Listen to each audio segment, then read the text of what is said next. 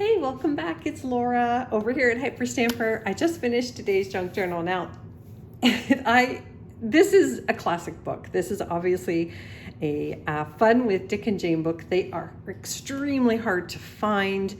This is an earlier edition. This one is from early 1940s, and it was inscribed in 1946. And I did have to do some repair on the spine. That's why I was actually able to get a hold of this one. I've had a few in the past, and the first thing I do when I find a Fun with Dick and Jane is I flip through it really fast and try to see if there's a page that's the see spot run, spot run, the famous line of Fun with Dick and Jane. And this one has it, so I've included that page inside.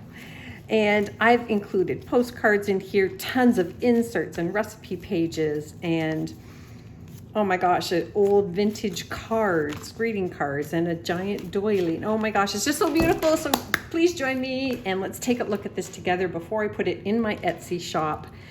Again, this is going to please a lot of people just because of the sentimentality around this school book.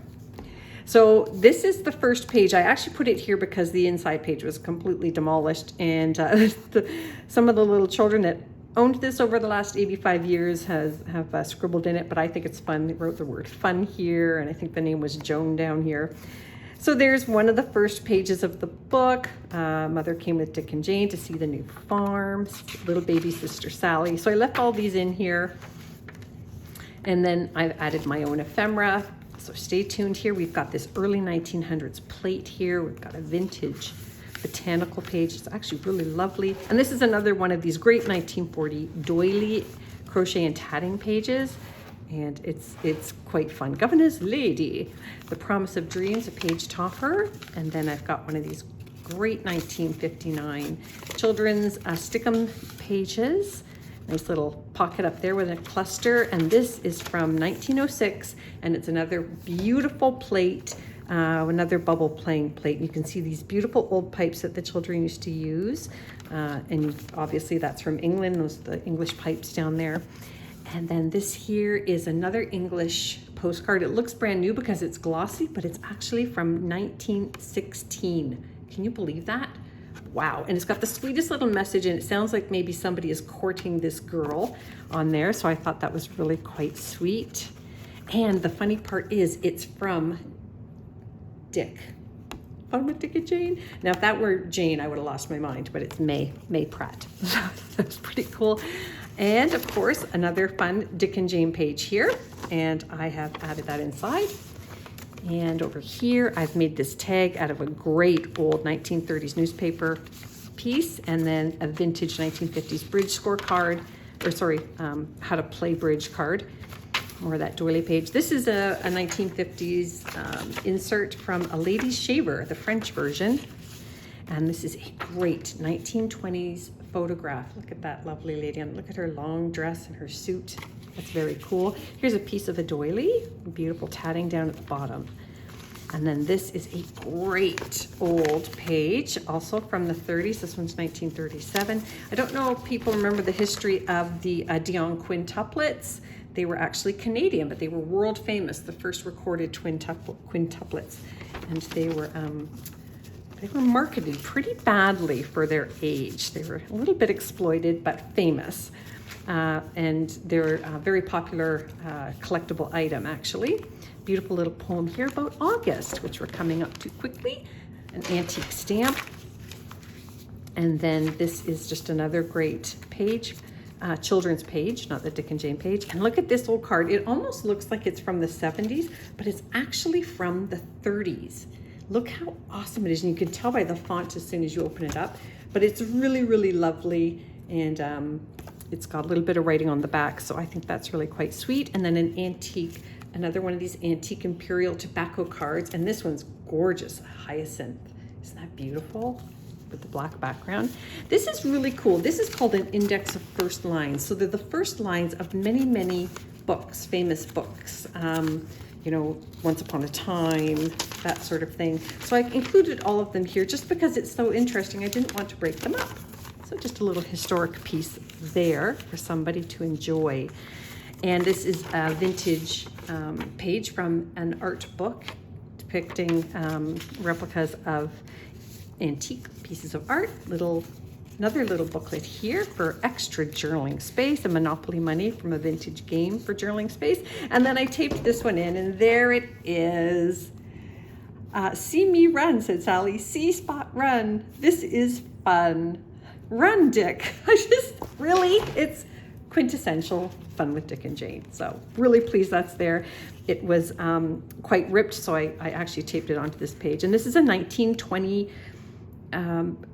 how to use your silverware properly book. Oh dear Laura, come on. And this one's on how to do the breakfast table. Breakfast in bed, breakfast in the garden, everyday breakfast, and buffet breakfast. Like, how hilarious is that?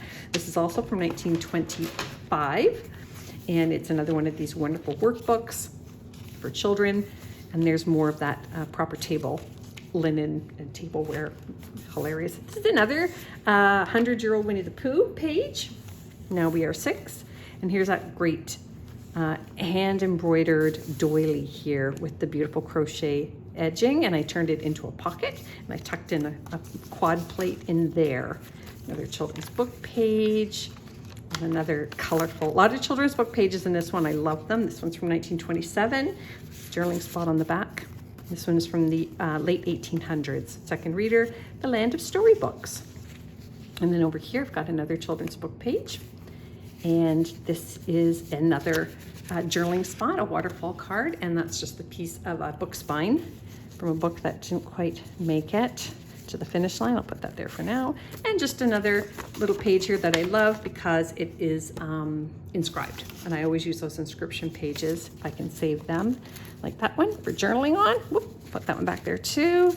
And then just this little teeny tiny pocket here is just this great advertisement for scissors, which I use every 14 seconds. This is from the 1890s. This is also from the 1880s, 1887 to be exact, and it's a beautiful plate.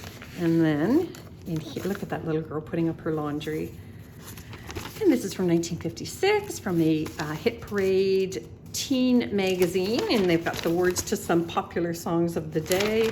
And over here as well. I just love it. It's awesome. Great advertisements. So kitschy and fun.